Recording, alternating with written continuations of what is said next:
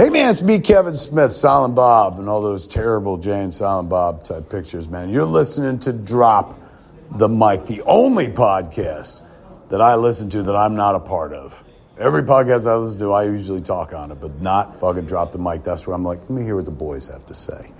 And now, we drop the mic.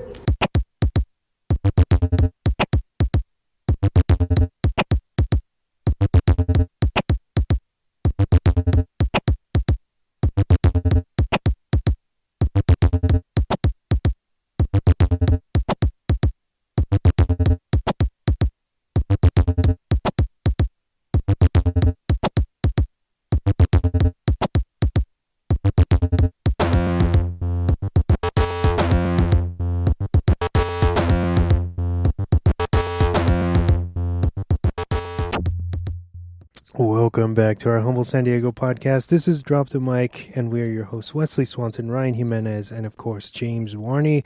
This week, we head back to 2022 for a breakdown of Barbarian in episode 327, Trouble on Barbary Street. But before we make our way into the deadly tunnels the mother inhabits, let's get warmed up, shall we? How are you, fellas? Let's do it. Doing good, man. Pretty good for a Saturday night. That's right, it is Saturday, huh? So hot. Oh my god. All right, James. I know. Yes. You've been away for a few weeks, so yes. Let's have you kick off your favorite segment, my boy. And now for a special news report, brought to you by Drop the Mic.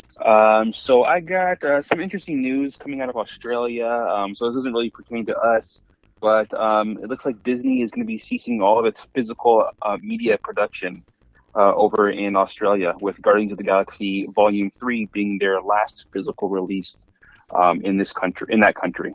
Wow, no way. Yeah, so I don't know if that's a foreshadowing to something coming along down the lines for us here in the States.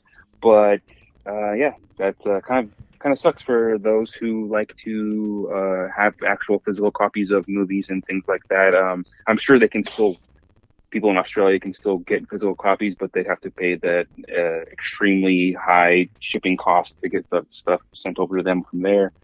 But yeah, I thought that was pretty interesting. What do you guys think about that? I mean, like you said, you can get like region-free Blu-ray or 4K players and whatnot, but yeah, it is going to be a lot more of an investment to ship stuff. That's crazy. I hope that's not foreshadowing something coming down the line for us, because Ryan and I were just talking about that off air right now. Okay. Yeah. I mean, with Disney, within the last month or so, they have been slowly removing a couple of things from their actual Disney Plus server, and kind of they're erasing it completely. Like I know they took off Willow, the Disney Plus series. Mm-hmm. That was completely removed, and I don't think that's ever coming back again. And they can use that as a tax write-off. So nobody somehow I'm not sure how that works, but that's from my understanding, what I read, that's the reasoning for them doing those types of things. Oh, okay. So you're telling me that nobody can watch, if you haven't already watched it, nobody can watch that series ever again? That's what I read. I haven't physically gone on Disney Plus since I read that. I never watched the series anyway, so okay. I wasn't like, oh man, I can't watch Willow again. But I like the original one. It creeped me out when I was a kid watching it. But yeah, so I mean, maybe that's they're trying to cut costs. I mean, also with Disney kind of bombing in pretty much every single movie that's come out within the last 6 months. It's pretty much been a underwhelming performance in the box office. Yeah, so I don't know what's going on with that, but hopefully that we still have our physical copies here. Along with I know you guys mentioned it last week with the writers and actors strike. So that has caused a huge amount of ripples to go on with studios, such and their films and TV series being delayed. But one that was supposed to be coming out this October was Kraven the Hunter, and that's being pushed to August 30th, 2024. So almost a year, pretty much. But yeah, I think that's happening with a lot of things. Also with Beyond the Spider-Verse, was supposed to come out, I think, next year sometime, and that's they don't even have a new release date for that now.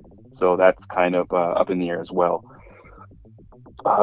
Yeah, get these guys paid so they can do their stuff and have actual get paid a living wage. Ryan, are you still there? Yeah. You're awfully quiet. No, I'm still here. Oh, okay, cool. I was just a little upset from the things you told me before we got on air. So I'm just taking out on you by being quiet. No, yeah, dude, like we've been saying, just fucking pay the people. Like all these companies make so much damn money from physical media, from streaming, from people buying digitally. Like they could afford to pay these people the residuals that they're due and they're owed, and just pay them more in general. Just I'm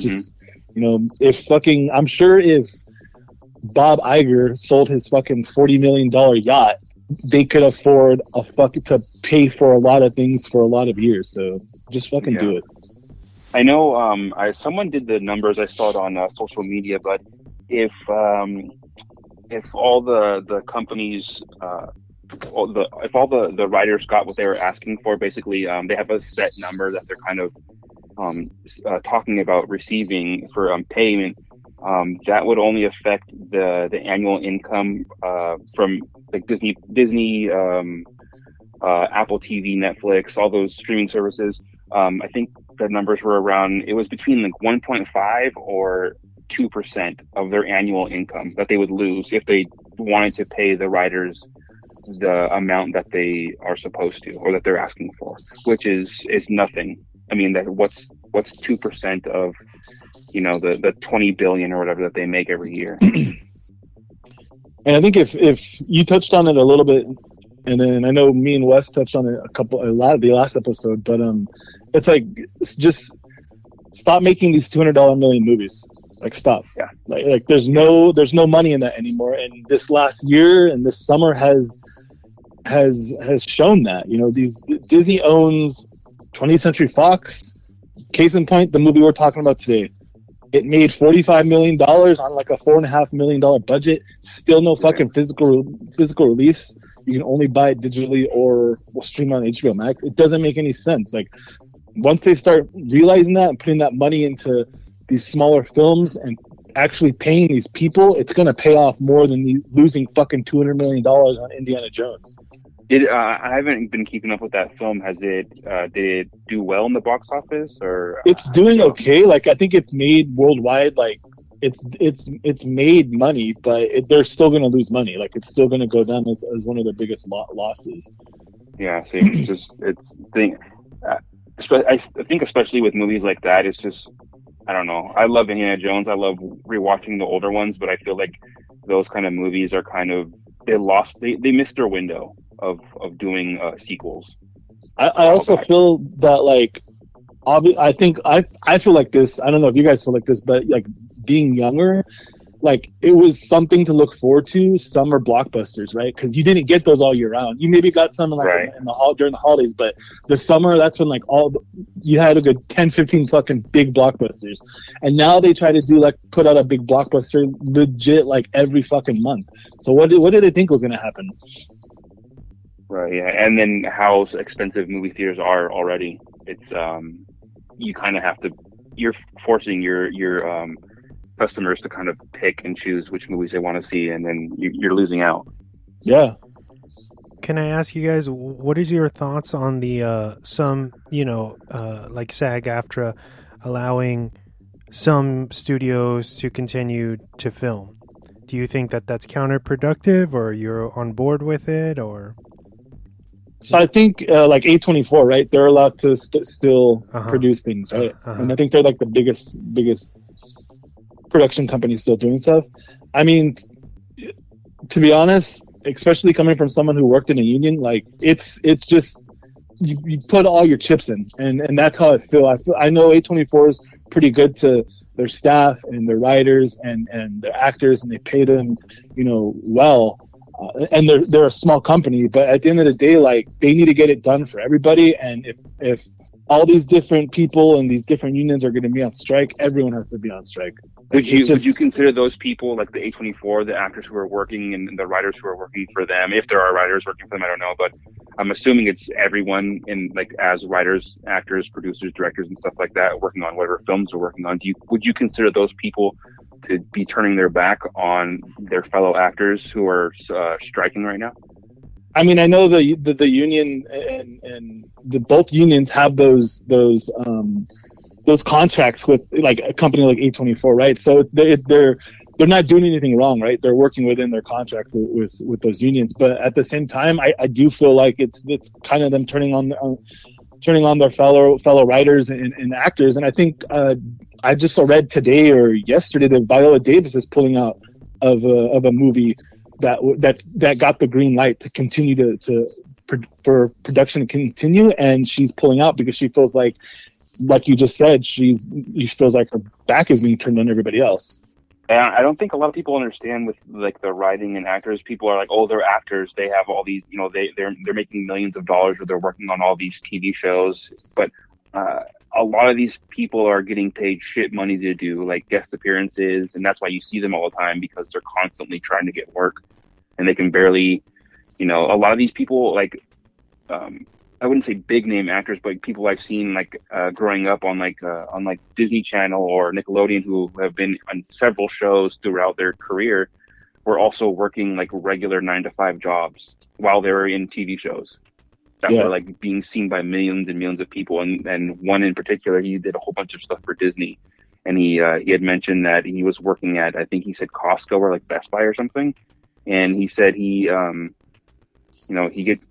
get paid nothing. Like, the way they work around their contract to make it so that they don't have to pay them residuals and stuff like that. So it kind of it's kind of shitty stuff that they do. So I mean, everyone deserves to get paid. There's only that 1% of actors who are, like, you know, the Brad Pitts, Tom Cruises, you know, all those types of guys who are, and actors and actresses who are okay, you know, who make millions and millions of dollars. The other ones, you know, they're working from paycheck to paycheck, gig to gig.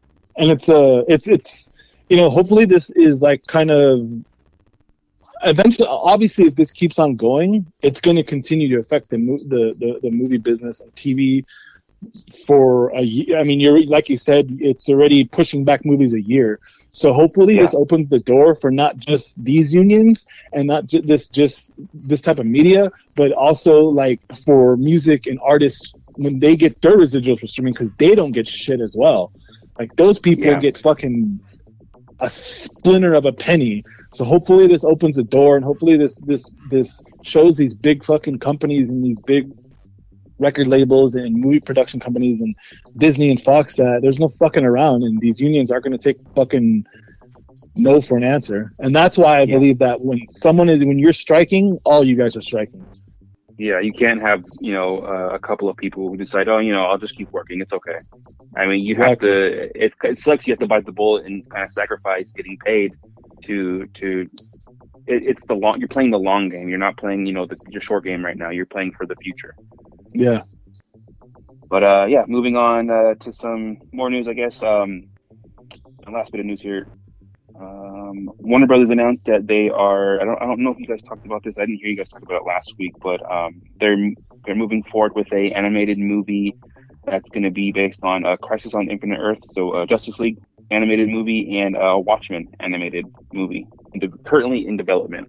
So I'm super excited for that. I don't know if the Watchmen movie is going to be centered around the Zack Snyder film, or if it's going to be centered around the TV show that came out. There's no real. I don't think there was any type of release on that information, but I'm super excited for both of those. Yeah, those DC animated movies are always pretty solid. Yeah.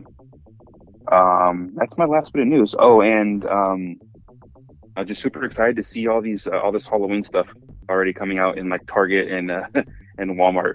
So getting excited for the decorations. Just this fucking heat needs to stop. Oh my God, yeah. It's being reported that Donald Glover and his brother Steven are set to write the Lando series for Disney Plus. So I'm stoked that that's finally getting a green light, because I probably am one of the few that liked Solo, and I absolutely loved Donald Glover's performance as Lando. So I'm excited for that. What do you guys think about that? That's cool. I had no idea that was even happening. But Yeah. Yeah, it had been rumored for a while, but no one had heard anything. So this news just came out a couple days ago. Yeah, I knew they were working on something, but him and his brother signed on because the writer left the film or the TV show, right? Mm-hmm. Okay, yeah. So I think it's cool that they're stepping up to do that, and who better to do it than him and his brother, who I'm sure his brother knows how to write for him. Yeah. So, and it's going to be good. You know, he's always good in everything, whether it's a movie, a TV show, or his music videos. I think he kills it all the time. Speaking of him, have you guys seen the trailer to the Mr. and Mrs. Smith Amazon show? Mm-mm. They already have coming out. Yeah, the trailer. I saw the trailer? It was like a teaser maybe a month ago, but it's with one of the girls from the Hulu show Pen 15. Mm-hmm. But yeah, it's a Mr. and Mrs. TV show for Amazon Prime. Have you seen it, Wes? The trailer? I haven't seen the trailer, but I knew that was he was going to be in that. I think it was part of my news, like whenever that dropped a while ago. Yeah. Moving forward, speaking of low budget ish horror movies, Danny and Michael. How do you pronounce the name? Philippa, I think. Philippa.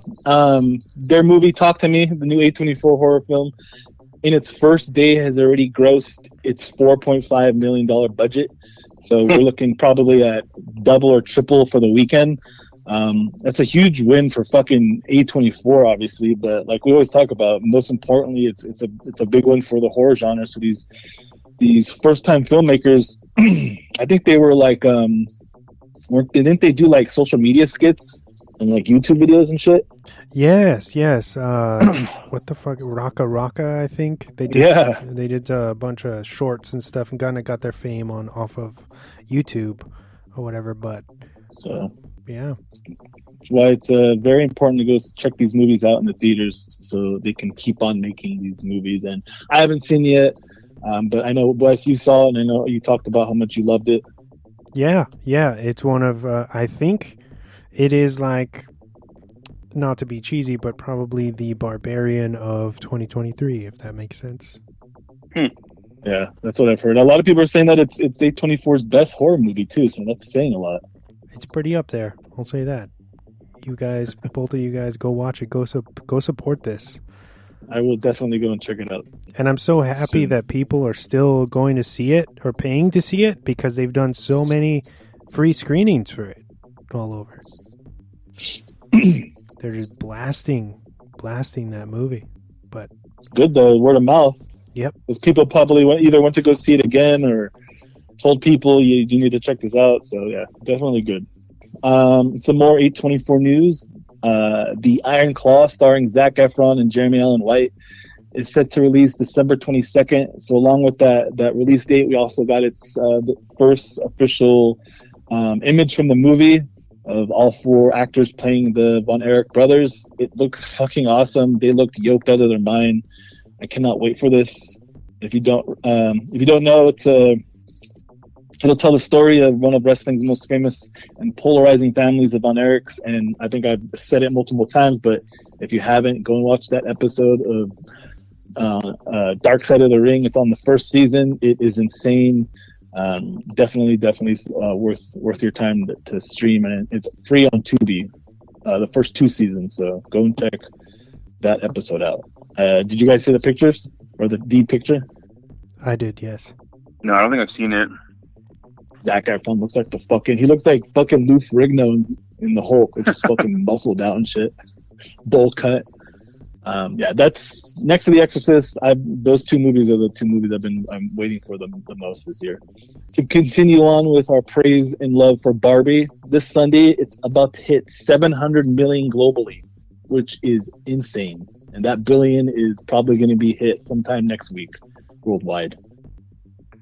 Wes probably still hasn't seen it yet.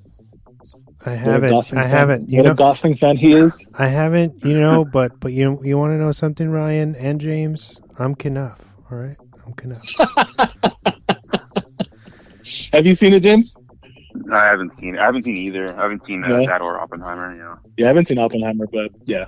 So go out and fucking see it again if you've seen it, or if you haven't, go and see it because it's good. In my last bit of news, so if you're like all of us and you're excited to see the new Mutant Mayhem Turtles movie next week, week or the week, 2 weeks next week. Come on, Ryan, really? I know it's next week, Who right? are you talking to? Both of you guys. Why would you ask that question? It's on a very important day, sir. I thought it was the day. You know what? Okay, whatever. August 2nd. August 2nd to answer. Okay. Well, if you want to go check it out and go and see it if you're around or near an Alamo Draft House, I don't know if you guys have seen it, but they're doing like a specially themed menu of food and drink items. The items, are you guys ready for this? The items include bebop corn, which is popcorn toasted with real butter, crispy pepperoni slices, pizza seasoning, and Parmesan. Of course, they got pizzas too. They got a Mutant Mayhem pizza with a spinach, herb, and ranch sauce, charred broccoli, goat cheese, baby spinach, mozzarella, and Parmesan. They also have a regular pepperoni and pickle pizza. And then for dessert, you can finish it off with dessert with shell-shock loaded donut holes that are donut holes tossed in matcha, tea, powdered sugar, garnished with caramel, chocolate, and pecans. And you can wash all that down with a ooze juice that is lemonade, apple juice, and Granny Smith apple syrup. I know, Wes, you guys are probably like salivating right now. Dude, that's that sounds like some decadent ass shit right there, dude. Like, when I first saw the Mutant Mayhem pizza, I was like, I don't know, but like the spinach and broccoli and ranch and the goat cheese, like it sounds really good. And my ass would fuck up that fucking bebop corn, like. Yeah. But yeah, go check out Mutant Mayhem next week, and if you're around an Alamo Draft House, go and get all that fucking amazing food and tell us how it is, because I don't really live near one, and I'm jealous if you do. It's at 96% right now. So. Yeah, it's crazy. It's good. Can't wait. Oh yeah, that's right. But they did some like how do you say, early showings already, right? 29 tonight. Yeah. Oh, okay. It was tonight. But did you guys? I don't know. I'm adding on to the news. You heard that they announced a sequel and then a TV show with the full cast of the movie, right? That's right. Yeah. Already? Wow. No, I did not. Yeah. Nice. That's pretty good crazy. news. It is. The thing that I read said that there's 2 seasons that are already planned, and they are going to bridge the gap between the 2 films. So it'll be nice. Okay. Everything will be canon, and it'll kind of like inch us along to the second film. So that's pretty cool. Oh yeah. That's awesome. But yeah, that's all I got for news. Wes, what do you have for us?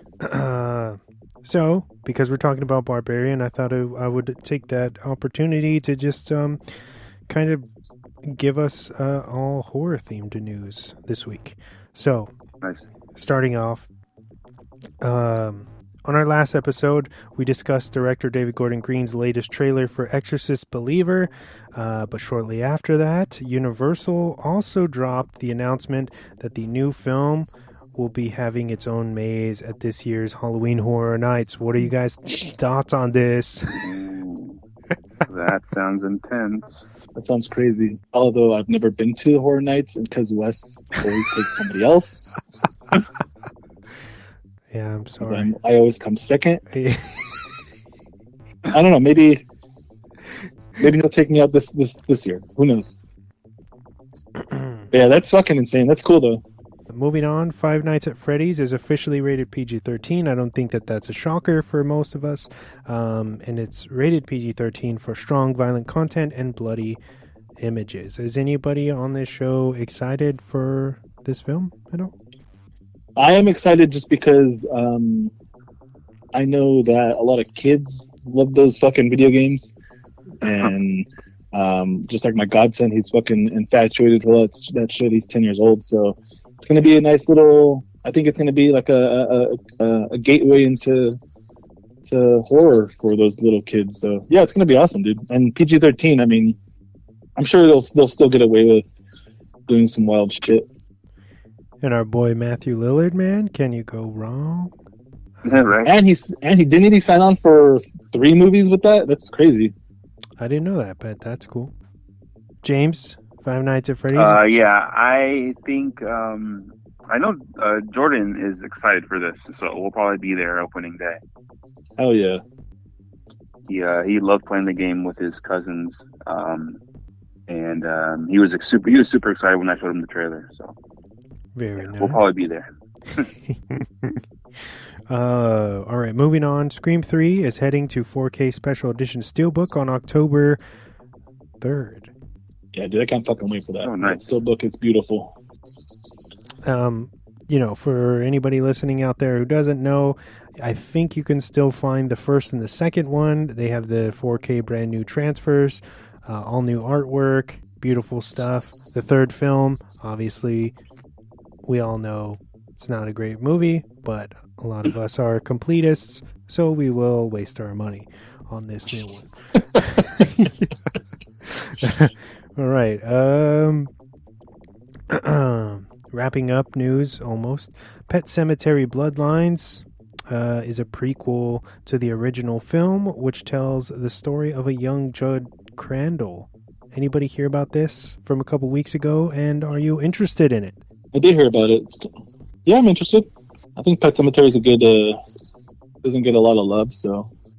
Did anybody like or watch the newer remake? I did.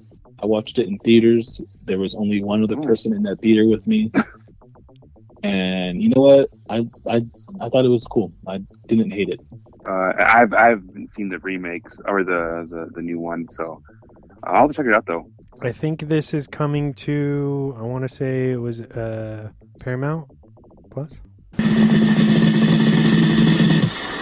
And now it's time for the weekly recommendations. James Mailman Warney, what have you been watching for all the time you've been away? Because it's a long time. Yeah. Man, just been watching a lot of trash TV, you know. But I recently watched The Fugitive with Harrison Ford. Okay. Oh, hell yeah. I really love that movie. I think I really love those types of movies. It's specifically that era of film and that type of film. It's just like the graininess, the over the top, like sounds and everything. Music is like really dramatic. Like the graininess of the way the film looks on TV, and I really love it. It takes me back. It's kind of like a nostalgic trip for me, watching those types of movies when I was a kid, coming home from school or on Saturdays. I'm like, I feel like that and like those types of movies would always be on like TBS or like TNT, all the time. Just got to rewatch that. Definitely a fun time. I highly recommend watching that. And then there's also a sequel to that called U.S. Marshals. Very fun movies. Wesley Snipes is in the sequel to that. But my rec is for The Fugitive, and then another one rec that I just rewatched because of this movie was Going the Distance with Justin Long. Hell yeah. And Drew Barrymore? How are you going to leave Drew out? Yes. Yeah. Well, I was just mentioning him because of his his movie. This focus is his as well. I'm just fucking with you. Both of them together. I love that. I'm a sucker for romantic comedies as well. Yeah, definitely love that one. It's a good time. Check it out. I don't know where it's available on streaming. I own it, so yeah, check that out if it's available on streaming. It's a good time. It used to be on Max. Don't quote me on that. I'm not sure if it's still there. But I love that joke where they're like making fun of them for texting back and forth, and he's all, "What are you talking about? Nothing. What are you doing? Nothing." Yeah. I know I mentioned it in kind of my news, but I've been watching the new season of Dark Side of the Ring. Still fucking good. I just watched the episode on Doink the Clown. Fuck yeah. Insane, dude. That's fucking crazy. Never knew that shit. Wild. I knew like the kind of when he got fired from WWE, they just put someone in his place, but his backstory and everything, crazy, dude. Crazy shit. And then, have you guys watched any of those new episodes or the new season? What? So I wanted to ask you, how do you watch it? Do you watch it off of just Vice TV or DVR it or how? So yeah, I've watched the first. I mean, I'll even go back and watch older episodes, like I said, on Tubi. But yeah, I just watch them on Vice, kind of on demand. Okay, because I've been trying to find. Of course, I've seen the older seasons, but the one that's on air right now, I've been trying to find a way to watch it. So do you not have Vice? Is what you're telling me? I do have the Vice channel, but I just haven't went through. Are they on demand? Yeah, they're on demand. Like I have Hulu Live, and I just search up Vice, and all the recordings, all the shit on demand comes up. I think it's like the next day they put them too. Okay, cool. I just finished a book. I think I wrecked it on the quick cuts, the 90s, but I just started a new one. It's called Bad Mexicans by Cali Little Hernandez. It tells the story of the Mogonistas, the migrant rebels who sparked the 1910 Mexican Revolution from the United States. I'm like a chapter 2 in. I dig it. So if that's your thing, check that out. And then I've been playing a shit ton of Diablo 4 still. I don't know. And you guys, I know Wes doesn't play it because I've been trying to get him to play it. But I don't know if you ever played any of the Diablo games, James? No, I haven't. But that's the new one that just came out, right? Yeah. Yeah, dude, I love it. The trailers look insane. Yeah. The story was good. The campaign was good. The first season just dropped, so you kind of have to create a whole new character and kind of start from the beginning. But I like it. Kind of gives you keeps things fresh. But yeah, the first season 1, just dropped, so it's cool. So check Diablo out if you haven't. And then, as always, there's some good ass wrestling. AEW has been fucking phenomenal. Their new show Collision on Saturday nights. I just watched it at 5. So fucking good. The matches they've had on there are super good, and it feels very different from Dynamite or Rampage too. It's awesome, and they have a different roster. I think sometimes they'll bring in people from Dynamite and Rampage and Ring of Honor, but for the most part, the roster is kind of different. Obviously, my boy CM Punk is on it, so that's why I watch it. But yeah, check out AEW, and then fucking WWE SummerSlam is next Saturday, dude, and those matches are going to be insane. Cody Rhodes, Brock Lesnar, Seth and Baylor. Roman's going to hopefully lose finally. Pretty sure not, though. Yeah, excited for all the good wrestling, and you should be too if you're into that thing. And then last thing is our playlist that we kind of do every week. Wes and I kind of just updated it with new music. James, I haven't gotten your recommendations yet, but next week when we update it, I'll text you, give me the recommendations, and we'll put some songs on there. It's mostly just music that we've been listening to. I like to put a lot of newer stuff, things that just dropped. This playlist, it's up now. You can listen to it now, but it has music from Dying Wish, new music from Provoker, Bad Rabbits, Koyo featuring Daryl Palumbo from Glassjaw, Fearing, and then everything else. There's like Future, Fiona Apple, Super Unison, Childish Gambino, Title Fight, Paramore, and many, many more. Check it out. It's Spotify. We'll have the link up. I'll put it up after this episode, so by the time you listen to it, it'll be there. So check out the playlist. It's a good playlist. Sick. I like that idea. Yeah. And then, that's all I got for this week. What do you got for us, Wes? Nice, Ryan. Good job. Oh, thank you, Wes. As you sip on your Baja Blast. No, I'm finished with that now. I'm just drinking some water. I don't know if you guys have had that fucking zero sugar diet Baja Blast or like zero sugar soda, you think, but zero sugar Baja Blast tastes the exact fucking same. And out of the bottle is a little different, but out of the fountain, like you cannot taste the fucking difference. It's so goddamn good. Oh, so it's the same. That's cool. Hell yeah. Yeah. So into more Tubi recommendations, because Tubi is accessible. It's all free. You can go on and just stream whatever you want. I noticed that Terrifier 1 and 2 are streaming right now simultaneously. Yep. I know the first Terrifier, they just had, I think it was like a week-long run, the same week as Oppenheimer and Barbie, which is insane. And it still made money. Unfortunately, I didn't get to go see the first one. It was just too chaotic that week, right? But if you haven't seen these movies, or maybe even if you have, and you haven't seen them in a while, go check out Terrifier 1 and 2 for free at home. 5, 4, 3, 2, 1. And now for the movie focus of the week.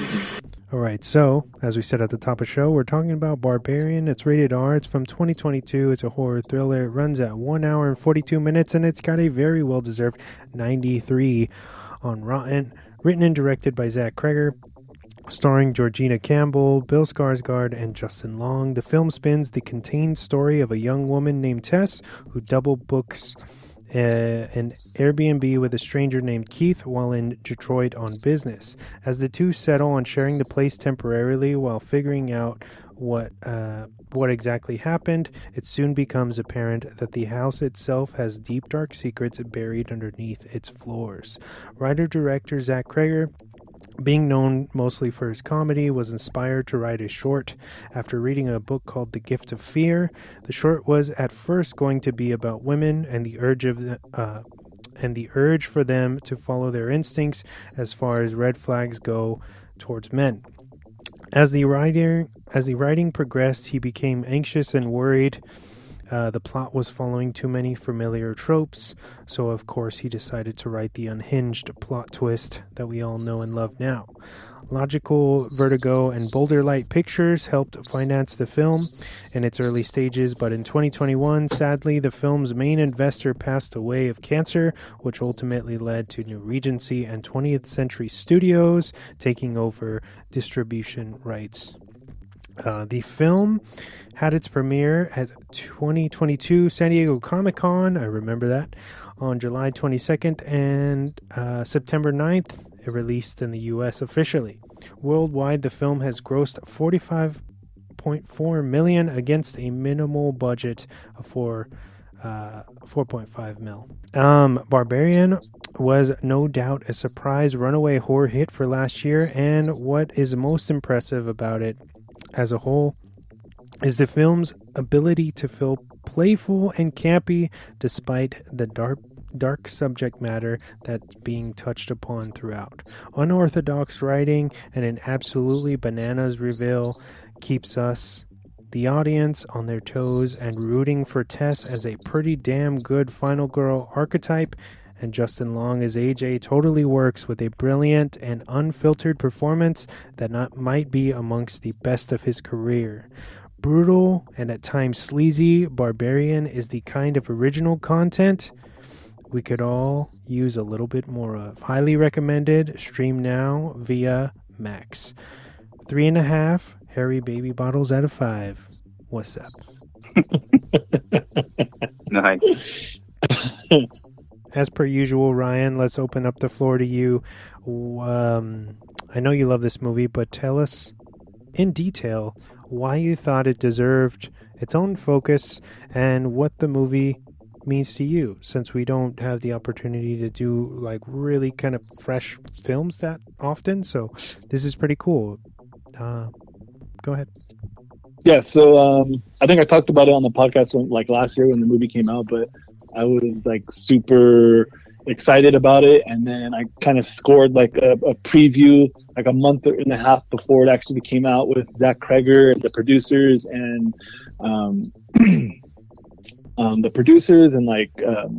Georgina Campbell was there, and Matthew Patrick Davis, who played Mother, and it was honestly one of the best like movie experiences in theaters that I've had. I saw, and then a month later, I saw it again, like when it came out in the theaters, just because I loved it so much. But yeah, man, I think that Barbarian on the surface might look like just another, small horror film, but when you really dig into, the themes and subject matter, it's just so much fucking more, and I think that's why I love it so much. I think it should be fucking talked about on the level as the best horror movies of the last 10 years, like Get Out and fucking Hereditary. And another reason why I love it is that there are just so many different layers, and it works on so many different levels. And then just Zach Cregger is his like first full, directorial debut, and he wrote it. It's insane that he did it on his first try. And I think he's definitely going to be the next big thing in horror. And yeah, dude, everything from the cast, the writing, the music, the way it's shot, the pacing. I think it's one of the better horror movies of the last decade. And I think I watched it like 3 times since we kind of talked about doing this. It's definitely up there in my top 10 horror of all time. And right there with It Follows and Get Out of the last 15 years, my favorite. What about you guys, James? So this was my first watch of this. I've never seen this before. I heard amazing things from like everyone who's ever seen it, constantly telling me to watch it. But yeah, this was definitely a spooky movie, man. The jump scares got me a lot. Yeah, I think the twist. So first off, I want to say I thought Keith was Bill Skarsgård, or Keith was going to be somehow involved with this from the beginning. Watching this, I'm like, oh, he's fucking creepy. He's definitely selling the shit out of. Oh, like I didn't want to open this in front of you because I wanted to open this in front of you, like overselling that. Like I don't want you to think I'm a creeper. And that got me fucking right away. I was like, oh man, this guy's like he knows what's going on. He's a part of this whole fucking these shenanigans. He's a part of this. I was not expecting what came, towards the end of the first act. Yeah, it fucking blew me away. This was definitely a refreshing horror film. Definitely a really good pick for me, or for you, for me to watch. Yeah, I think everyone in this whole... And you said this is the director's first time doing this? Yeah. First time like solo writing and directing. I think that he did like a comedy with one of the guys from the show, right, Wes? The Whitest Kids You Know? Yes. He like co-wrote it. Mm-hmm. But this is his first like feature film director by himself, solo stuff. So, yeah. It's so crazy. Yeah, I think this is hands down. This is, like you said, this is one of the best horror films probably I've seen in a while. A definitely refreshing take on this genre, and yeah, I don't know. The writing was great, perfect. The cast was amazing. Everyone was believable. Justin Long was kind of in the beginning was oblivious to what the fuck was going on in his house, which I loved. I want to jump to it right now. The fact that he finds a hidden room in his basement, and then it's like, what the fuck is going on? Where the fuck did this come from? And then it cuts to him looking up if he can add the square footage to a hidden room in his basement, and then he starts measuring everything. He's like, oh yeah, fuck yeah. He's like super excited about how much square footage he's like racking up. I thought was hilarious, being so oblivious to what, like, the situation and the surroundings of where he was. But yeah, I like I said, the cast, he did great in it. Bill Skarsgård, for the short amount of time that he was in this, did great. Yeah, and then Georgina Campbell, she was amazing as the lone survivor. So I think this was a great one, man. And the mother, or whatever her name was, is fucking creepy. So good. I love the practical makeup and everything they did on her. What about you, What about Wes? you, Wes? I know you. I know this is one you love. Yeah, well, I mean, I remember Ryan got to go see it at the Arrow, right? Mm-hmm. And Shout out the Arrow. Shout out the Arrow. That's right.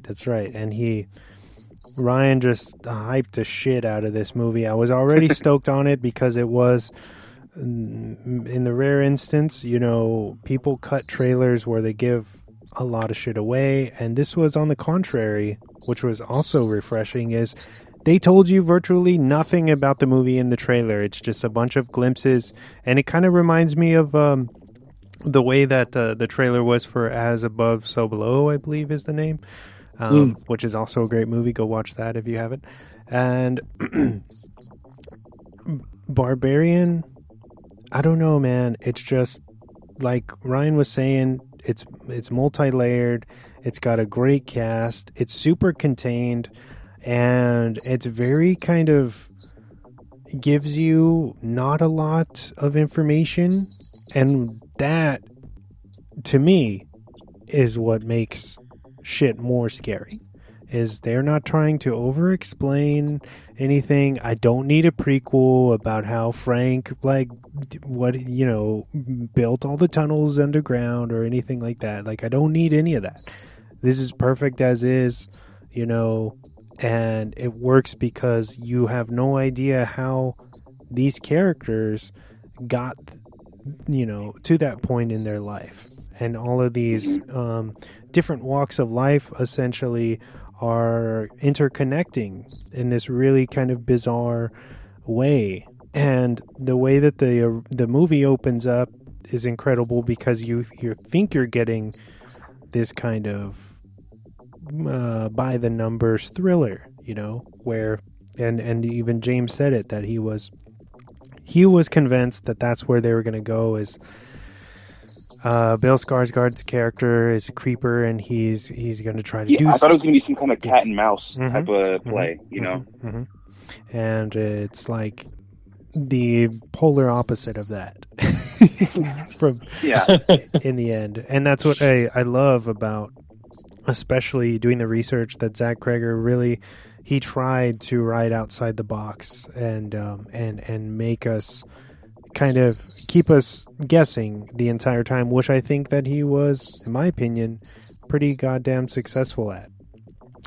This feels like a very, very good kind of throwback midnight movie, with the practical makeup and how everything is kind of subdued, but it also doesn't feel very low budget. Like, it's shot cohesively. Everything, the props and the sets and everything look good. Even the lighting, there's a lot of darkness involved in this, obviously, and they do great. Like James was saying, the jump scares are so effective because of the way they choose their lighting. Very, very good, and very impressive that it has a 93 on Rotten. Right? Yeah, that's crazy.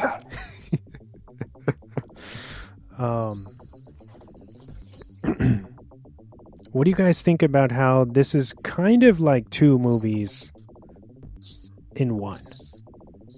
Right? I think it's when that big twist kind of happens, it does feel like two different movies.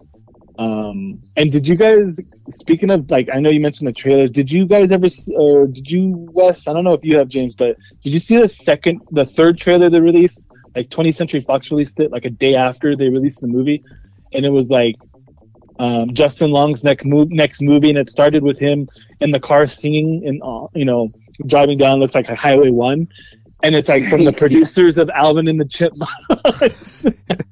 Yeah. And it's then it's like Justin Long's new movie or whatever. But yeah, no, it definitely feels like two different movies, and I think that part of the movie is, first off, seeing in the theaters like that. I don't know if your screening was like this, Wes, but that first one that I went to at the Arrow was like, everyone was like hysterically laughing and screaming because of what Mother actually looked like, because that's like right when you see her fully, and then it just cuts to black, and like I remember someone saying like, "What the fuck?" And then you see Justin Long's character fucking dancing, and it's all sunny and singing in the car, and it's sunny. It's just so fucking brilliant, dude. And I remember talking to someone at work who's a lot younger, and I was like, "Oh, did you see Barbarian?" She's like, I didn't like it. It was like too funny, and it was trying. I was like, that's like the genius of it. Like, she hated Justin Long's character, and she hated that scene. But yeah, just fucking insane how well he wrote it, and it jumps out of the screen how well he wrote it.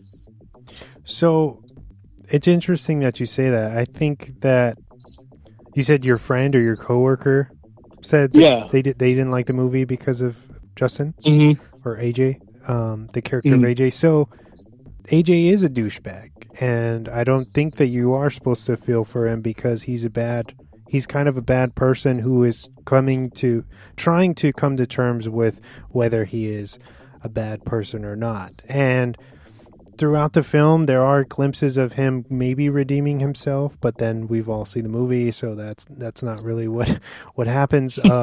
But I when I first saw this, I thought it was incredibly brave, one, that Justin Long would agree to do something like this, because it is a lot of actors or just people in the industry are being targeted, for like sexual assault within the past, what would you say, like decade or not? Like, it's become a more more normalized for men to be called out like that. So I thought it was interesting that they would incorporate it in the story the way that they did, and that Justin would agree to do it.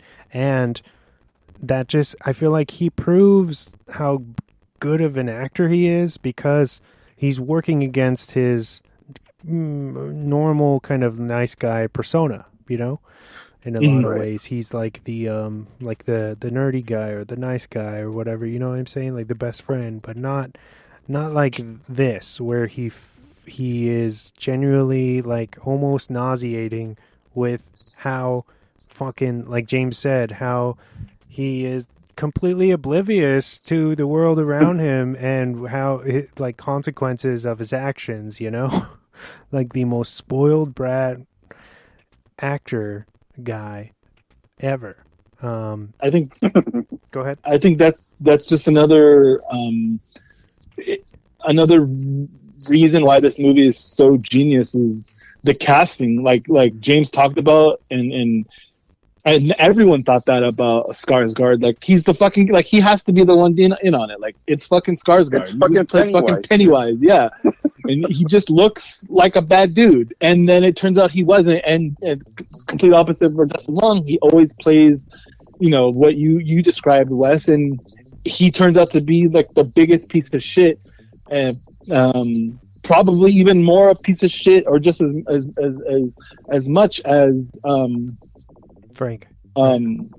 Frank, yeah. Absolutely. I agree. It's crazy, and I want to talk about this before I forget, is when AJ, or Justin Long's character, is under the tunnels and he ends up finding Frank, who is Richard Brake's character, who basically is the reason why this whole film exists. Is this guy years ago was abducting women and forcing them to have intercourse with him, and then he would basically do like the home birth, and then like do the same thing with the kids, and do the same thing with the kids, and it was just like this really gross incestual chain of abuse or whatever, which is also, like I said, it's a weird how fun this movie feels, how kind of hokey it is with the subject matter that is actually happening, and I know they do gloss over it a lot, and so it's not like, it doesn't feel super bad, or it's kind of just hinted at. But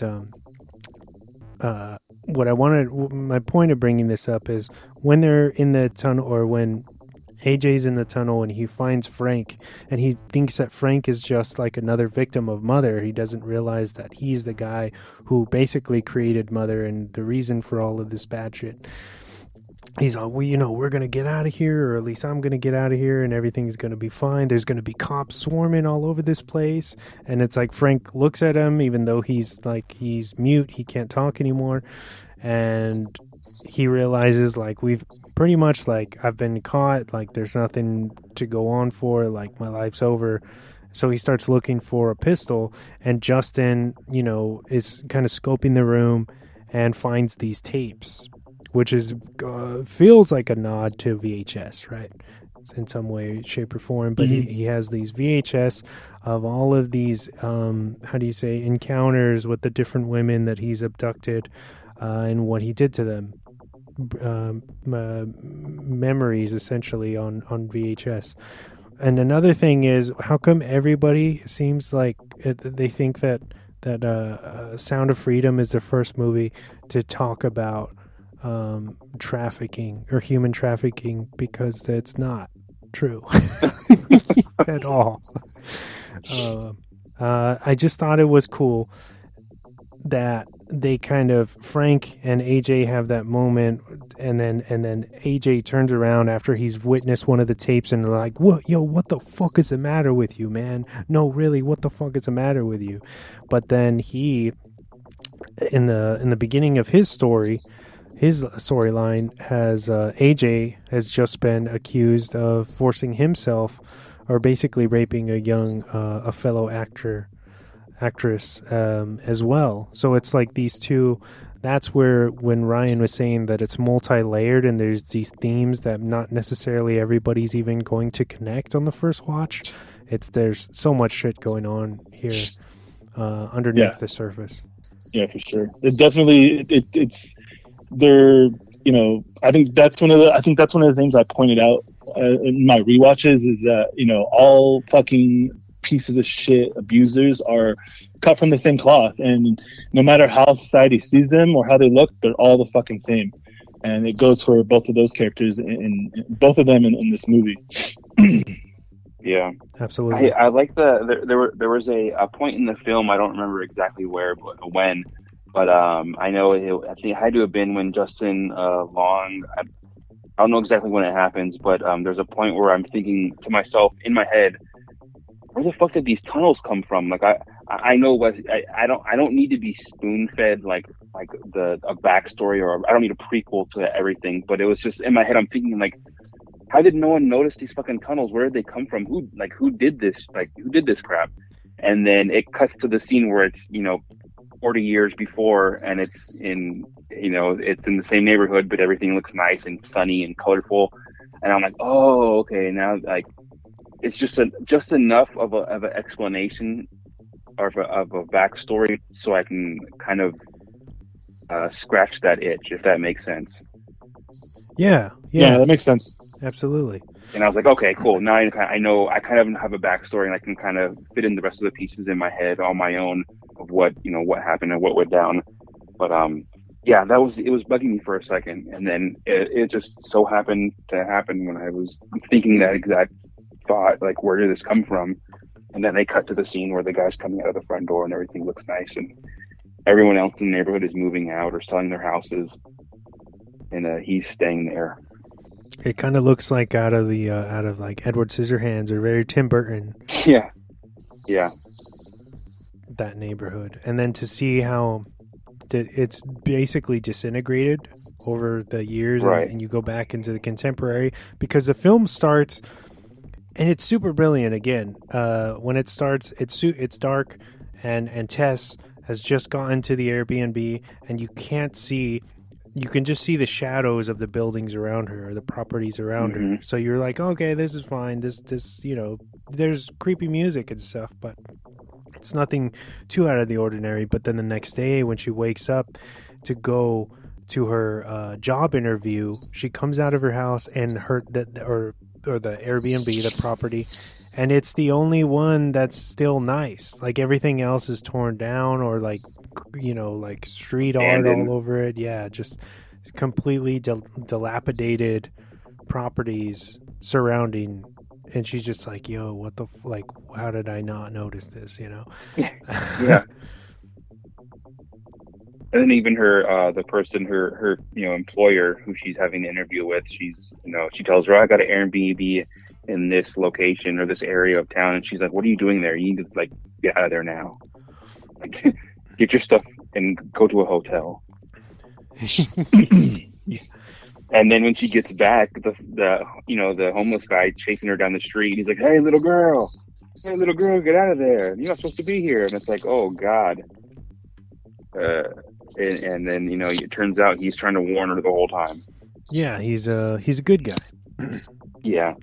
Who knows about Mother and what she's capable of, and it's cool. He's a good character and a good kind of, how do you say, like, plot device. Yeah. In my opinion, I want to talk about, and I think it has to do with how, like, the area is kind of a bad neighborhood or not a neighborhood at all. But when Tess goes to the cops and they literally say pretty much "fuck you," like, we're not helping you. Dude, that was so infuriating. It still makes me mad watching, even knowing I know what happens, and I still get mad now. He's like, ma'am, you don't have a key, so it's not your house. Not even, like, right when she walks up to the car, she puts her hands on the SUV, and he goes, ma'am, please take your fingers off the vehicle. Please take your fingers off the. And she's like, I've been held captive for this amount of time and all that. And they're just like, can you please take your hands off the vehicle? Like, what? I think that scene is it kind of feels like that scene in itself is like, again, it's very well written, and I feel like it's like, if you're just watching it, it kind of maybe feels like a little out of place, but again, like with the themes and what's going on, it just, honestly, I see it as it being that scene being in there is just as important as any other scene in that film, in the movie, just because it's showing you how, the whole thing about women not being heard and seen or believed, and it's these fucking cops that are supposed to be there for everybody, and they're obviously not. They're just being fucking piece of shit. They automatically assume that she's like some like tweaker or something. Yeah. On a couple other podcasts I've heard talk about this film already. A few of the hosts, they're like, yo, I would have never went down there. Like, if I had noticed the door, I would have been fucking out or whatever. Like, she should have just left. She should have fucking left Keith. She don't fucking know him. But that's the thing. For me, it makes sense. Because it's written to show that she's a good person. And she's already, even though they don't really know each other, she's already had that, spent that night with him loosely, and is familiar and cannot in good conscience run out on this guy, knowing that he's just went and put himself in danger to see that she was telling the truth. Right? So, I don't know. It makes sense to me that she would, against her own, I guess, gut feelings, still go into those kind of caverns and try to find him, which she does find him. But at this point, he's already past his breaking point. Bill Skarsgård, Keith, I'm talking about, and he freaks out. And I guess when you freak out in front of Mother, she gets upset and murders you, kind of. Yeah, I don't get how anyone can say that either, because that's how the character is supposed to be. It was written, she's legitimately a good person, and she does it twice. Uh-huh. She goes back for Justin Long as well. Mm-hmm.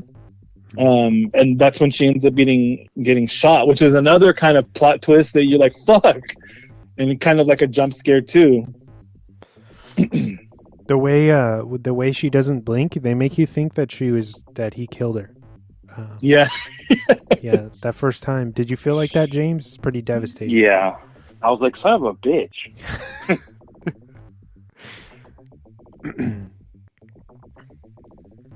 But What do you guys think about that end on the top of So- the water tower, right? So fucking I good. wasn't Like, expecting that. again, Justin Long just continues and to Keith continues just to show you how much of a piece of shit he is, and he throws her off to to save himself. And then when he realizes that she didn't die, and he starts freaking out and then kind of saying, "Oh, my hand you slipped out of my hand." He's all, I didn't even really let you go. You just kind of you slipped, dude. Oh, And then again, the writing is so brilliant because in such a crazy scene where he throws this girl off of the water tower, and then it cuts and she's kind of falling, and then you see like her view from the water tower, and all of a sudden Mother jumps out of nowhere, and like you cannot not fucking laugh at it. Like both times I went, the theaters were like hysterically fucking laughing at that scene, and you feel bad for laughing at that scene, but that's like the only reaction you have to seeing that. because that's her baby. Oh my god, yeah. That was so perfect. Because it doesn't, it's weird. And I think it has to do with the fact that, from what I remember, Tess, or Georgina's character is really the only female that's introduced to Mother.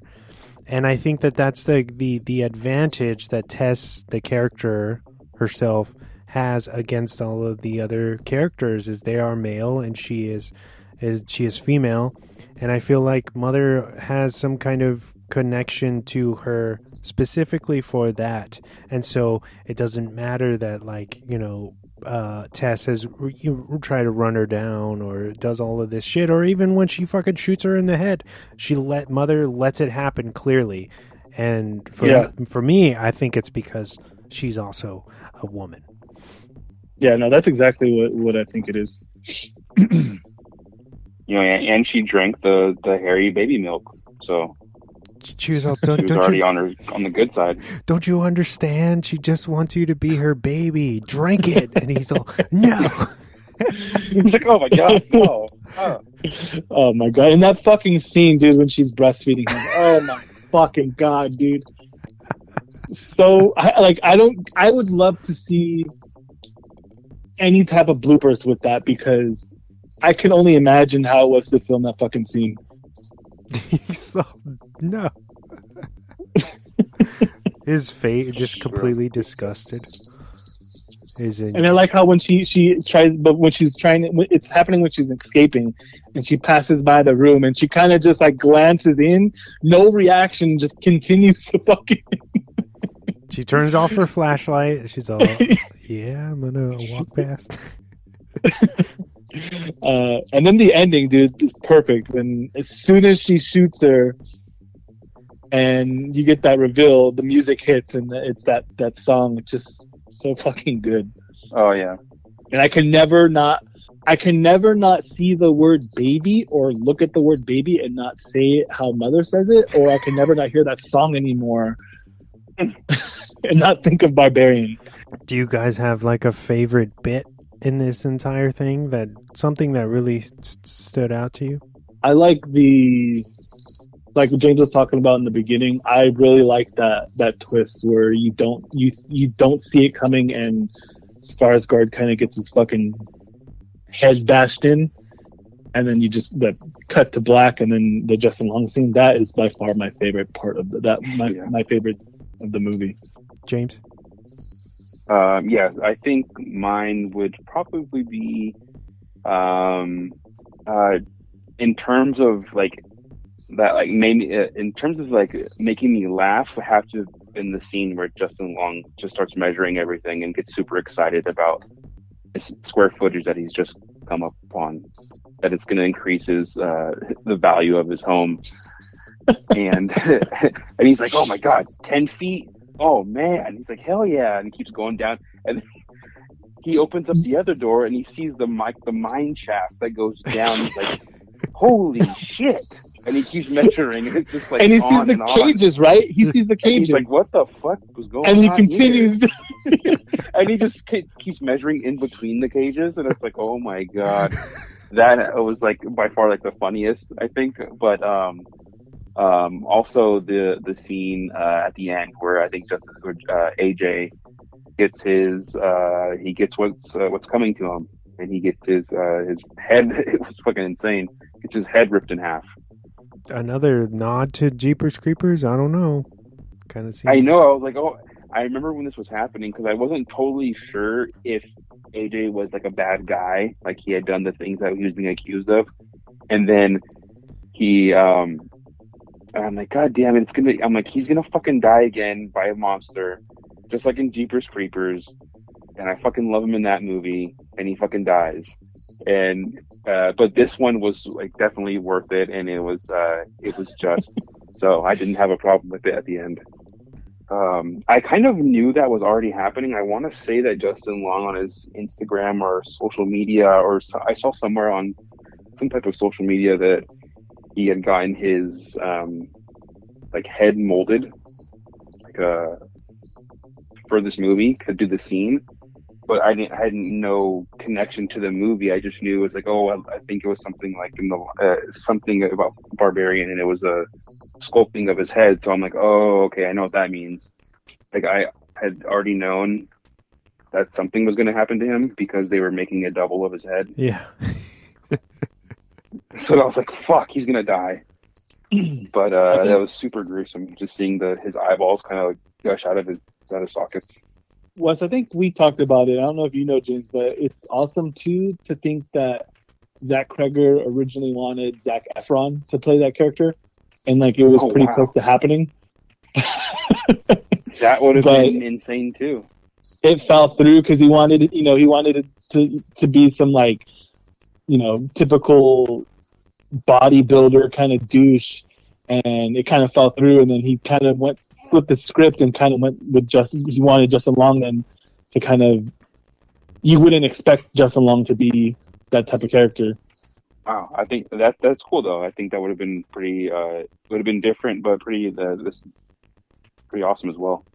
But I wanted to bring up, I think my favorite part is when Tess barely escapes through the window, and the homeless dude comes over and helps her out, and then the camera kind of cuts back, and you see Mother like reaching out to grab Tess back. Yes. Through the window. Yeah, that was cool. And it's kind of like, the sun is it's just starting to set, so it's kind of like very moody lighting, and just like it's super creepy just seeing her kind of go back into the house, like, oh, okay, you got into the darkness. Yeah. Man, and that guy gets his. That's what happens when you do good things in a horror movie. Try to help out people, you get your arm ripped off and beat to death with it. Well, he was the one who told. He was like, yeah, in all my years, she'd never come over this far. Like, you guys are safe, and then she just burst down through the door or through the wall. Once he said that, I'm like, oh, you fucked yourself. Once he finished saying that, I'm like, here it comes, and then that was probably the only thing I saw coming in this movie. Once he said that, I'm like, oh, fucking trope. She's gonna come out of nowhere, and he's gonna get. I was expecting her to pop up right behind him and like rip him in half or something. I like the fact that how we talking about Justin Long, and he's like, or AJ's like, I can go get help, but we gotta slow her down. You have to slow her down. And he's just like, you want your baby? And she's like, what the fuck? I didn't volunteer for this. That's so fucked up. He's all, go get her or something. With no hesitation. And they kind of did that thing that I've been talking about since I watched Wrong Turn.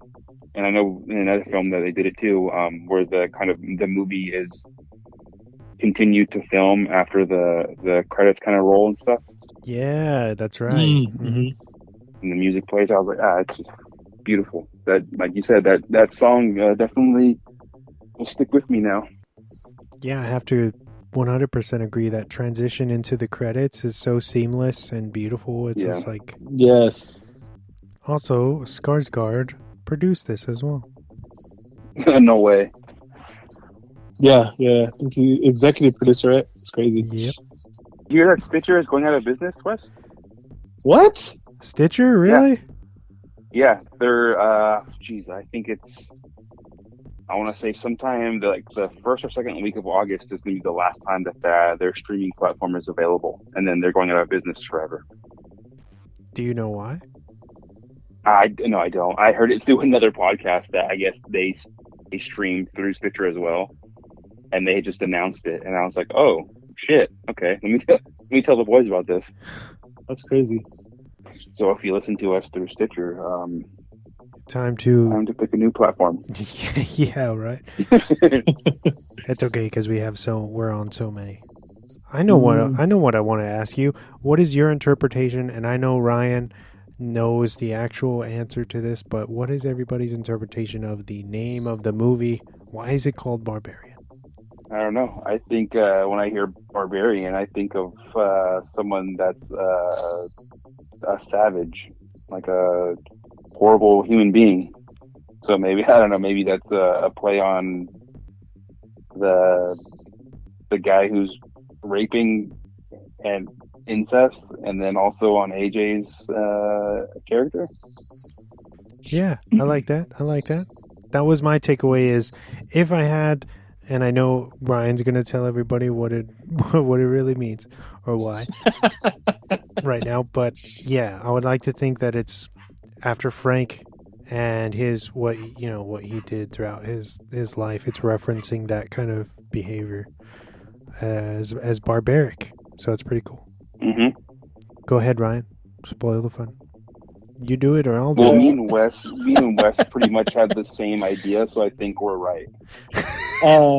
That's like two people.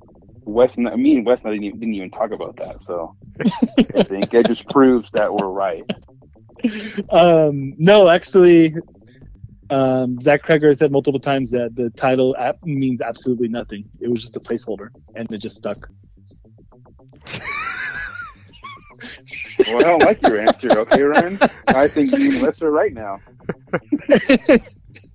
And I want to say the street number.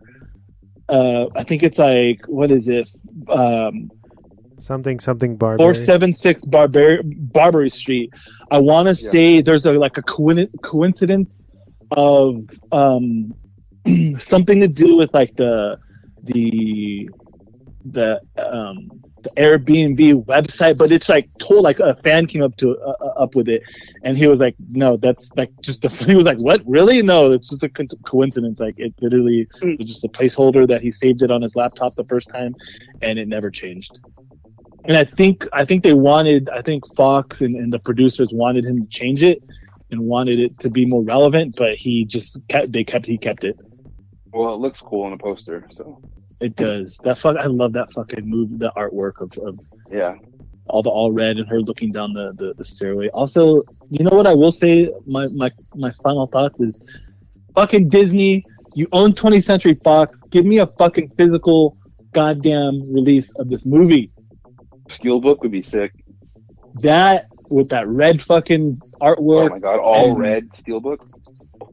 Mondo, Waxwork, Deathwell, someone put this goddamn fucking soundtrack on vinyl, please, too.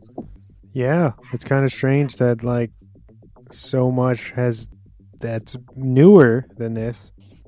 And what's crazier is that so I know we've been talking about it for a while, but Prey is finally getting a physical release. I was just going to ask you that right now, because I was like, well, I'm like, Prey is Fox as well, and it hasn't come out with the. They just announced it like maybe a month ago, and they put the soundtrack out. NECA is making a figure of that Predator before even a physical release. So if a fucking streaming movie can be put on physical release, a movie that made almost $50 million should get a fucking Blu-ray 4K steelbook. Give me fucking something. Give me DVD for all I care. And going back to your news, James, I know fucking people aren't gonna go rush to Disney Plus to see the Willow series, but that's how you can combat that with buying physical media, because a lot of those movies, like you said, a lot of these streaming sites are taking shit down, and once that shit is gone, you can't fucking find it anywhere. So Yeah. go and buy the fucking Blu-ray and Steelbook 4K or whatever. A great example of this would be Westworld has disappeared from Max. So No way. yeah, the only That's way right. the only way to finish that series now, because they're fuckheads, is you have to buy the physical copies. What was that? Wow. What was the? Didn't they? Who came out with like the Grease about the? It was like a prequel that came out a couple of months ago. Was it Paramount Plus? About the Pink Ladies. The Pink Ladies. So Paramount Plus took that and something else off completely. You can't fucking watch it.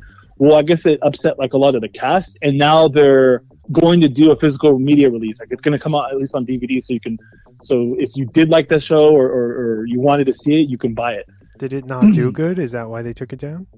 I think it didn't do well. But I thought some of the stuff I'd seen on it was like it was okay. I know they had a lot of problems with like one of the main characters leaving like halfway through the season, so they had to like work around it, and they kind of didn't cut him out.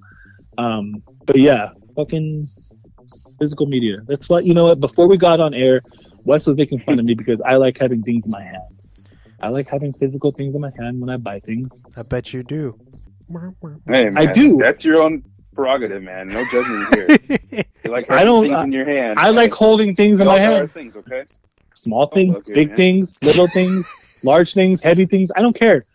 But if I'm buying it, I want to hold it. Gosling team. That's right. I just, You know, this abuse has started way before we started recording, you guys. So Oh my god. Les was on one way before we even started recording. So I did just double check on Disney Plus, and Willow, the series, has been removed. So next week, Chris Pollock is going to be jumping on again.